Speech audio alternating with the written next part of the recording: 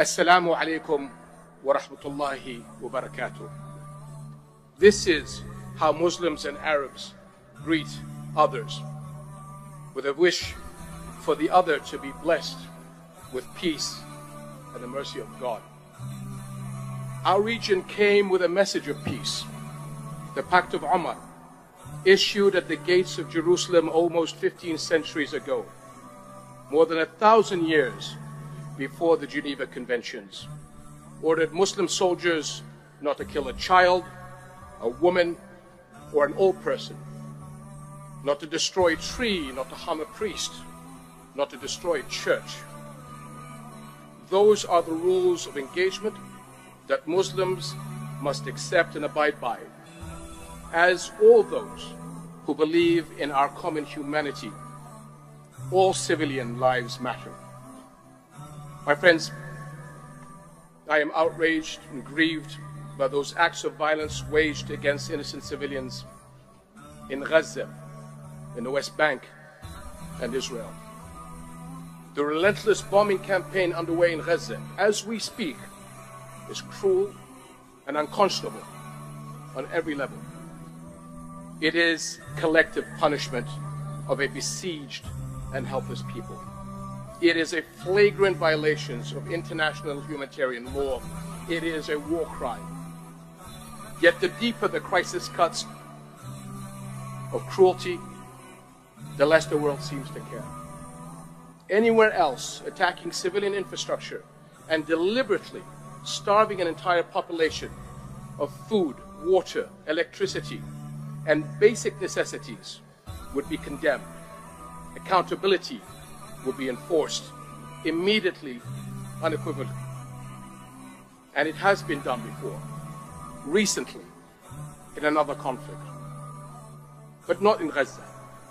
It's been 2 weeks since Israel put in place the complete siege of the Gaza Strip, and still, for the most part, global silence. Yet the message the Arab world is hearing is loud and clear. Palestinians' lives matter less than Israeli ones. Our lives matter less than our lives. The application of international law is optional, and human rights have boundaries. They stop at borders, they stop at races, and they stop at religions. That is a very, very dangerous message, as the consequences of continued international apathy and inaction will be catastrophic on us all. My friends, we cannot let raw emotions dictate the moment. Our priorities today are clear and urgent. First, an immediate end to the war in Gaza, the protection of civilians, and the adoption of a unified position that indiscriminately condemns the targeting of all civilians in line with our shared values and international law, which loses all value if it is implemented selectively.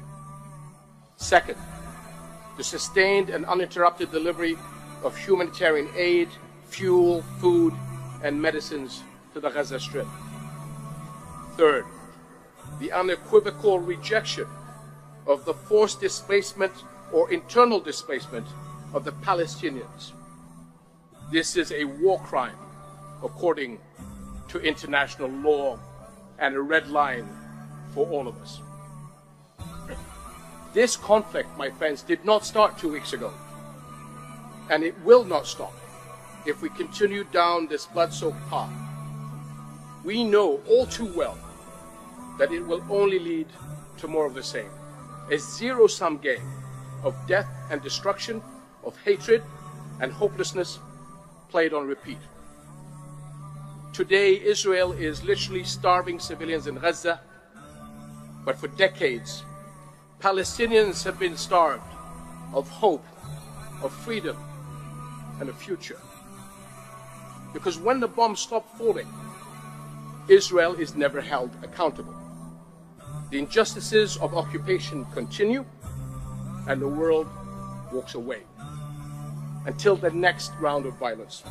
The bloodshed we are witnessing today is the price of that, of failing to make tangible progress towards a political horizon that brings peace for Palestinians and Israelis alike.